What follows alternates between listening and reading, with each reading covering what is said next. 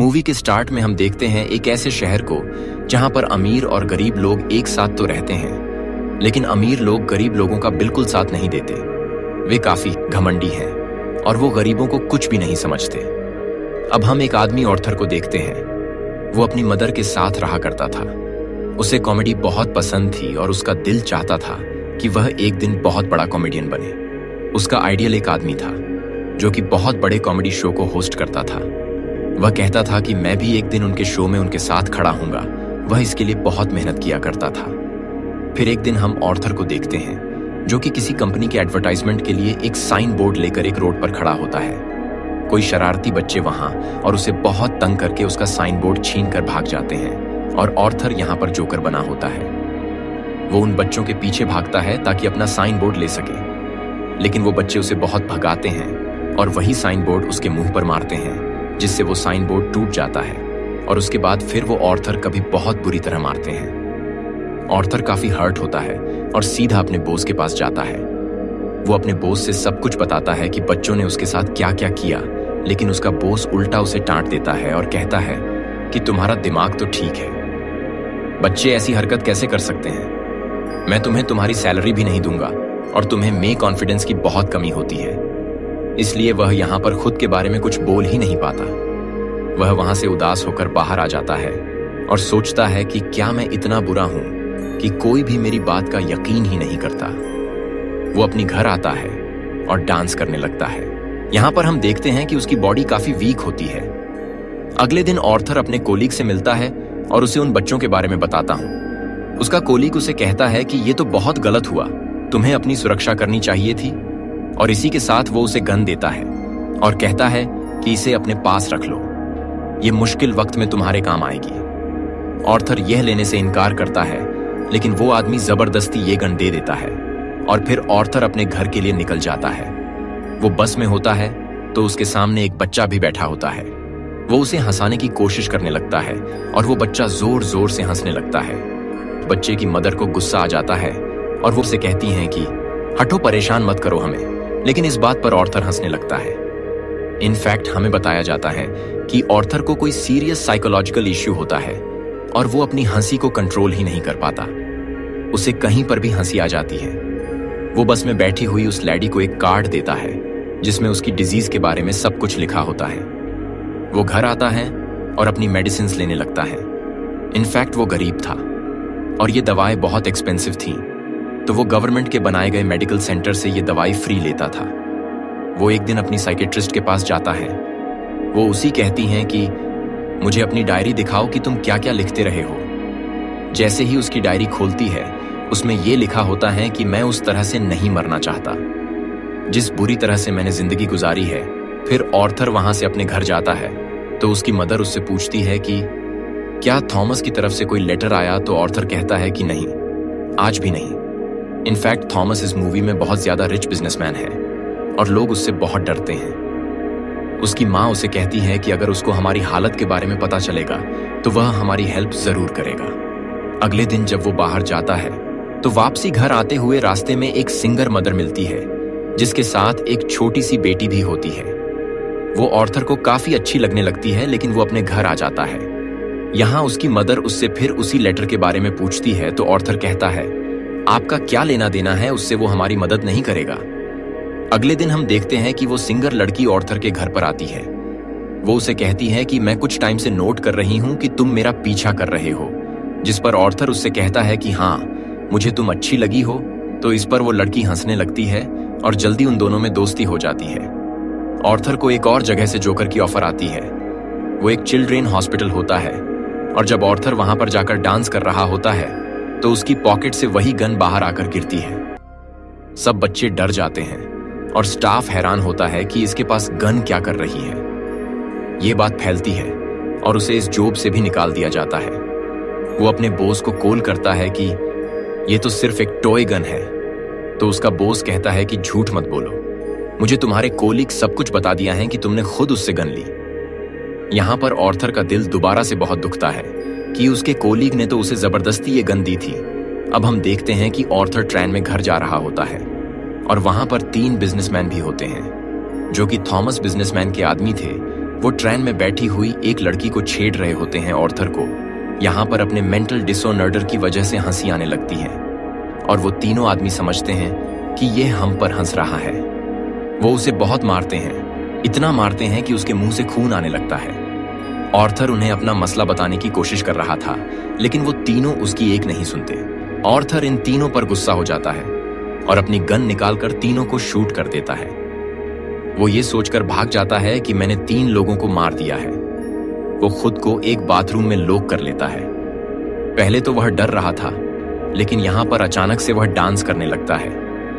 ऐसे लग रहा था जैसे अब उसे कोई रिग्रेट नहीं होता और वह काफी सुकून में भी था। और फिर घर आता है तो टीवी पर न्यूज चल रही होती है, जिसमें थॉमस बोल रहा होता है। वो कहता है कि जिन 3 लोगों का कत्ल हुआ वो मेरे आदमी थे और उन्हें किसी जोकर ने मारा है। लेकिन यहाँ पर गरीब लोग उन तीनों की डेथ का अफसोस करने की बजाय जोकर का साथ दे रहे होते हैं, क्योंकि वह सब जोकर के रूप में ही अमीर लोगों के खिलाफ ट्राई कर रहे होते हैं। वहां से हर तरफ अपनी साइकेट्रिस्ट के पास जाता है तो वह उसे बताती है कि हम आज आखिरी बार मिल रहे हैं, क्योंकि गवर्नमेंट ने फंड्स देना बंद कर दिया है और इसके बाद में आपका फ्री में इलाज नहीं कर सकती। इससे ऑर्थर फिर दोबारा से काफी टूट जाता है और उदास होकर वहां से बाहर आ जाता है। फिर हम ऑर्थर को देखते हैं जो कि एक कॉमेडी शो में लोगों को आसानी की कोशिश कर रहा होता है, लेकिन वो ऐसा कर नहीं पाता और परेशानी में उसे जोर जोर से हंसी आने लगती है। इस वजह से उसका शो खराब हो जाता है और वह घर आ जाता है। घर आने पर उसकी मोम उसे कहती है कि बेटा ये लेटर थॉमस का है, इसे पढ़ दो। ऑर्थर जब इसे पढ़ता है तो उसे अपनी आंखों पर यकीन ही नहीं आता। अपनी मदर के पास जाता है और कहता है, आपने मुझसे ये सब कुछ क्यों छुपाया? उसकी माँ उसे बताती है कि बेटा मैंने ये जानकर नहीं किया। इनफैक्ट थॉमस और हम एक दूसरे को पसंद करते थे और इवन शादी भी करना चाहते थे, लेकिन मैं बहुत गरीब थी और वो बहुत अमीर, तो हम सोसाइटी की वजह से शादी नहीं कर सके। और इधर ऑर्थर अपने बाप से मिलने के लिए निकल पड़ता है। जब वो वहां पर पहुंचता है तो उसके घर के गेट के पीछे थॉमस का अपना बेटा खड़ा होता है। ऑर्थर उसके सामने बच्चों जैसी हरकतें करने लगता है और उसे भी हंसाने की कोशिश करता है, लेकिन तभी वहां पर थॉमस का गार्ड आ जाता है और उस बच्चे से कहता है कि स्ट्रेंजर से बात नहीं करते, और ऑर्थर को वहां से जाने के लिए कहता है और फिर उसे कहता है कि मैं सच्चाई से पर्दा हटाकर ही जाऊंगा। मेरी माँ ने थॉमस के पास 30 साल काम किया और वो दोनों एक दूसरे को पसंद भी करते थे, और मैं किसी और का नहीं, थॉमस का ही बेटा हूं। जिस पर गार्ड उसे कहता है कि तुम भी पागल हो और तुम्हारी माँ भी पागल है। उसने ये स्टोरी अपने पास से बनाई है, उसका थॉमस एक कोई लेना देना नहीं है। ये सुनकर ऑर्थर को काफी बुरा लगता है और वो वहां से चला जाता है तो उसे पता चलता है उसकी मोम को हार्ट अटैक हुआ है और उन्हें हॉस्पिटल शिफ्ट किया जाता है। ऑर्थर जब वही बैठा होता है तो उसके पास 2 पुलिस ऑफिसर्स आते हैं। वो उससे पूछते हैं कि ट्रेन में जो 3 आदमी मरे, क्या तुम उनको जानते हो? तो ऑर्थर कहता है, नहीं, मुझे क्या पता होगा। मुझे पता चलता है कि इन पुलिस ऑफिसर्स ने उसकी माँ से भी सेम क्वेश्चन किया। इसकी वजह से उसकी मोम को हार्ट अटैक हुआ। वो अंदर अपनी माँ के पास आ जाता है और वहीं पर वो सिंगर मदर भी होती है कि तभी टीवी पर एक न्यूज चलती है और उस पर ऑर्थर का वही फेवरेट टीवी होस्ट होता है, वही कॉमेडियन जिसे ऑर्थर बहुत पसंद किया करता था। वो काफी शौक से उसका शो देखने लगता है, लेकिन देखते ही देखते उसे अपना चेहरा टीवी स्क्रीन पर दिखाया जाता है। बेसिकली ऑर्थर का फेवरेट कॉमेडियन उसका मजाक उड़ा रहा होता है जब ऑर्थर को एक कॉमेडी शो में हंसी आ गई थी।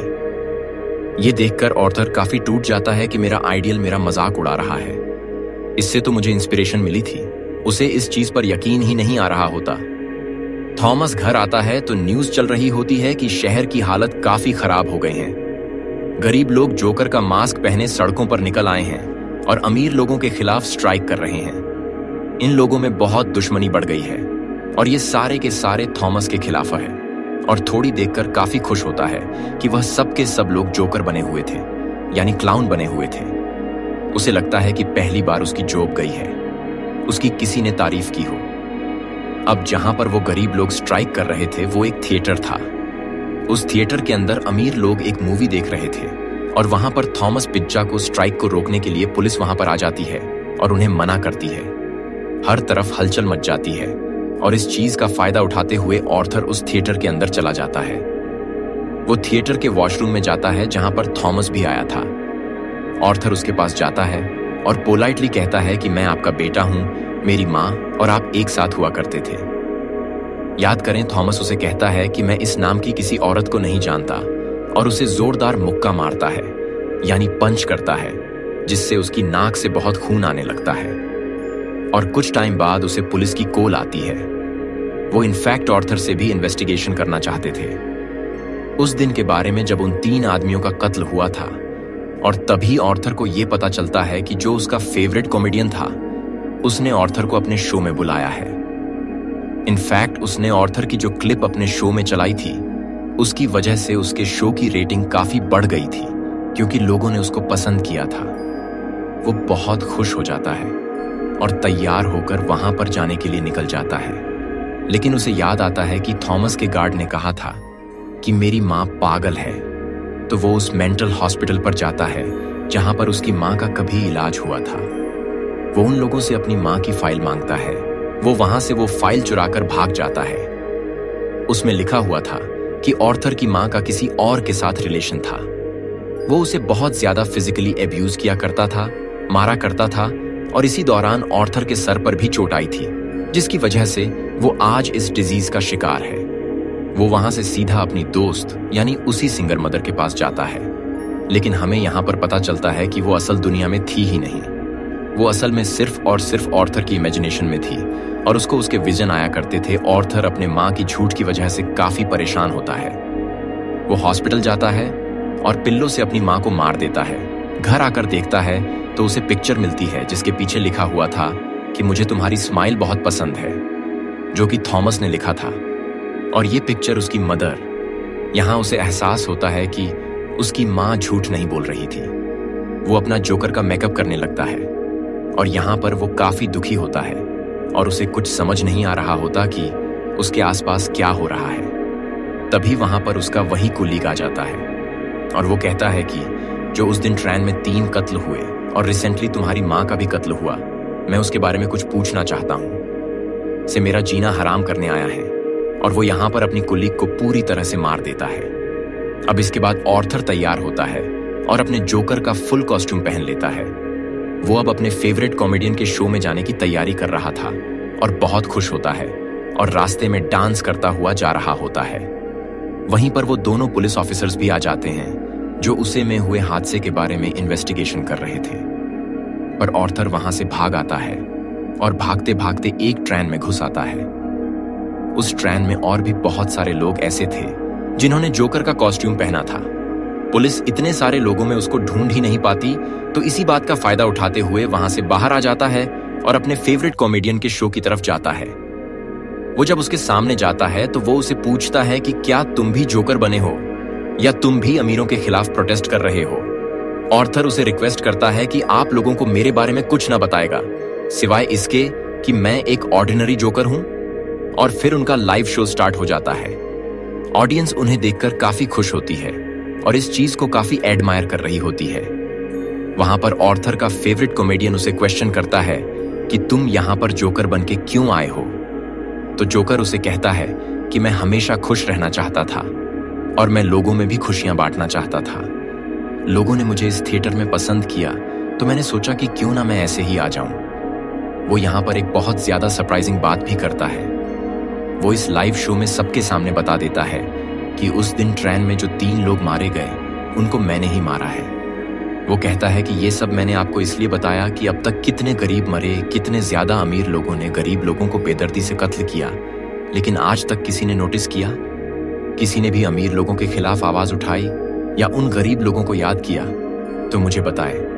और जब मैंने किसी अमीर आदमी को मार दिया तो लोग इतना शोर किस लिए मचा रहे हैं? क्योंकि सब इंसान बराबर नहीं होते कि आमिर लोगों में कोई और खास बात होती है। ये सोसाइटी बहुत खराब हो चुकी है।